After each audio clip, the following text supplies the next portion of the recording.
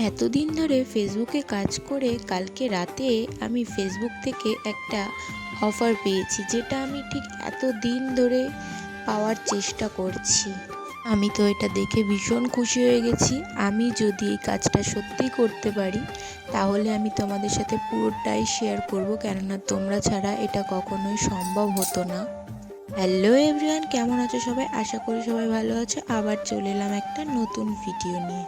পরিশ্রম যে কখনো বিফলে যায় না এটা তো ঠিকই জানতাম, কিন্তু একটা ওই যে আশা যে কবে এর ফল পাবো, কবে এর ফল পাবো। কাজ ঠিকই করেছি, কোনো ফল পাইনি, কিন্তু কালকে একটা জিনিস দেখে আমার ভীষণই আনন্দ পেয়েছি, ভীষণই খুশি হয়েছি।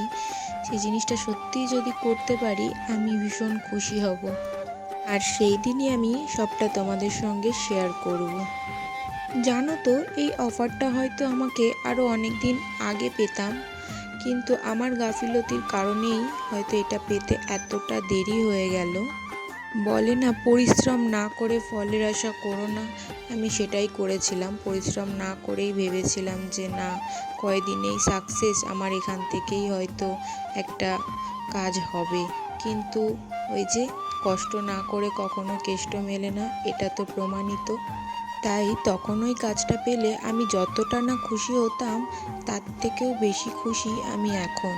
কেননা এখন সত্যিই আমি পরিশ্রম করে নিজের যোগ্যতাটাকে প্রমাণ করেই আমি এই কাজটা পাচ্ছি। এখনও পাইনি, অবশ্যই এখনও করিনি শুরু, তাও আগের থেকেই তোমাদের বললাম। কেননা খুশি তো চেপে রাখা যায় না। তোমাদের সঙ্গে তো আমি সব কিছুই শেয়ার করি, আমার দুঃখগুলো সব কিছুই শেয়ার করি, তাহলে এগুলো কেন শেয়ার করব না? কাজটা কেমন লাগলো অবশ্যই কমেন্ট করে জানিও।